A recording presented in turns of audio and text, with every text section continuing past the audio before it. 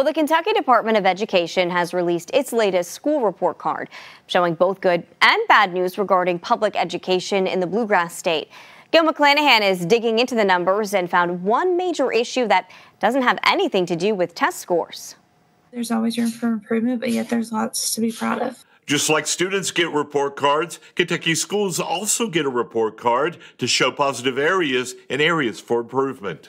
If you're looking at the overall trends that were visible within the report card, for instance, at the elementary level, there were gains from the previous year in reading, math, science, and social studies. According to the Associated Press, the latest test score data shows some slight improvements, such as reading and math for elementary students and reading for kids in middle school.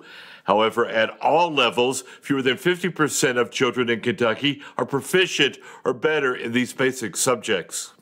And we have some work still to do more in our high school levels.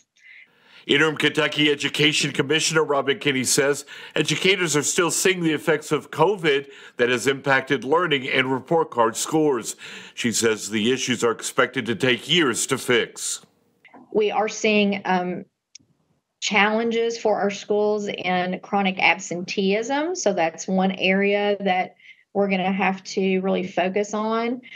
According to the Kentucky School Report Card, for the last school year, nearly 200,000 students qualified as chronically absent, which is nearly 30% of students.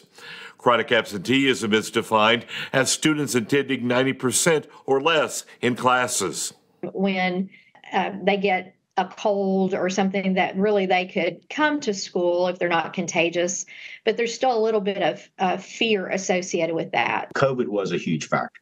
It just accelerated the trend. It accelerated an existing trend. Senator Stephen West, chairman of the Kentucky Senate Education Committee, says the school report card is an indicator that Kentucky education is not where it needs to be. The scores were atrocious.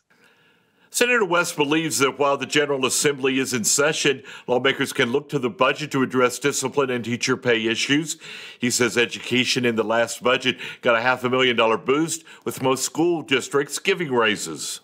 You give a teacher a pay raise, they're happier, they're not worried, and they become a better teacher. I mean, is that correct?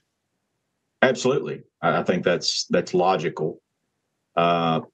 The main problem we have in Kentucky on that front, the governor has proposed an 11% pay raise, but we don't control pay rates at the local level. But if you think about that in the context of every profession, you tend to get a better quality candidate when you can pay more. So we think that applies to teachers as well. Bottom line, says Kinney, despite the hurdles in the report, the state's Department of Education keeps moving forward to improve the product.